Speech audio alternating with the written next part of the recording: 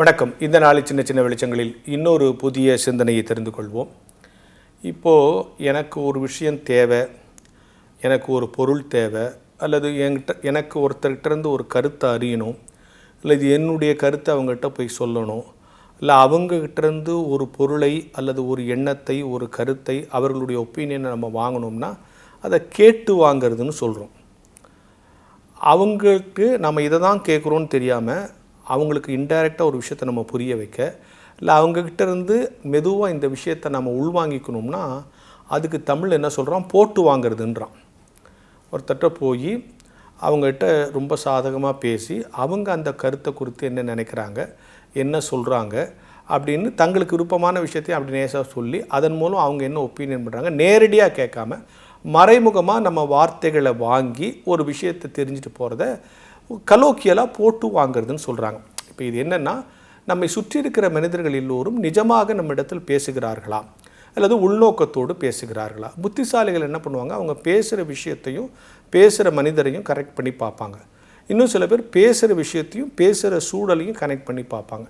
இன்னொன்று பேசுகிற விஷயத்தையும் பேசுகிறதால் அவர் எதிர்பார்க்கிற விளைவுகளையும் கனெக்ட் பண்ணி பார்ப்பாங்க. இப்படி பார்க்கும்போது நம்மக்கிட்ட பேசுகிறவங்க நிஜமாக பேசுகிறாங்களா, பொய்யா பேசுகிறாங்களா, அல்லது ஏதோ உள்நோக்கத்தோடு பேசுகிறாங்களா நம்ம கண்டுபிடிச்சிட முடியும். சரி, இப்போ இதெல்லாம் இருக்கும்.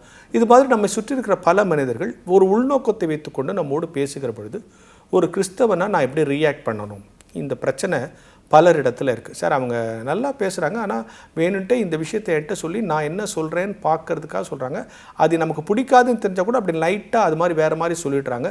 இது மாதிரி பிரச்சனைலாம் அன்றாடம் அலுவலகங்களில் நிறைய நாங்கள் சந்திக்கிறோன்னு பலர் என்கிட்ட சொல்கிறாங்க. உண்மைதான். நம்மை சுற்றி இருக்கிற மனிதர்கள் உள்நோக்கத்தோடு பேசுகிற பொழுது, அல்லது நம்மளை ரொம்ப ஏமாற்றிட்டு ரொம்ப ப்ரில்லியண்ட்டாக நம்மகிட்ட ஒரு விஷயத்தை கேட்ச் பண்ணிட்டு போயிட்டதா, அல்லது அவங்க விரும்புகிற மாதிரி நம்மளை நடக்க வச்சுட்டதா நினச்சி அவங்க ஜெயிச்சிட்டா நீங்கள் வருத்தப்படாதீங்க.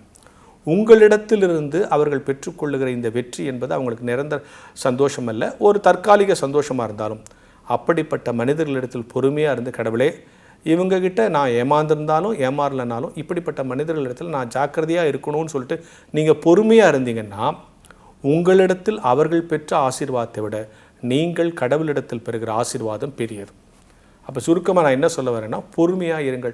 நம்மை சுற்றி இருக்கிற மனிதர்கள் சில நேரங்கள் அப்படி பேசுவாங்க. நல்லா இருக்கிறவங்களே சில நேரங்களில் வேறு மாதிரி நடந்து கொள்ளுகிற சூழல் வரும். அந்த சூழல்லாம் எதுக்குன்னா, சாத்தான் நமக்கு வைக்கிற டெஸ்ட். நம் உறவை பாதிப்பதற்கு, கிறிஸ்தவன் என்கிற அடையாளத்தை பாதிக்கும். அந்த நேரத்தில் டக்கு நம்ம ரியாக்ட் பண்ணி கோவப்பட்டு ஏதோ ஒன்று சொல்லிட்டோம்னா நம்ம அந்த நேரத்தில் அமைதியாக இருக்கும்போது அந்த சூழலையும் ஜெயிப்போம், நமக்கு தப்பு சொன்னாங்களே அவங்களையும் நம்ம ஜெயிப்போம்.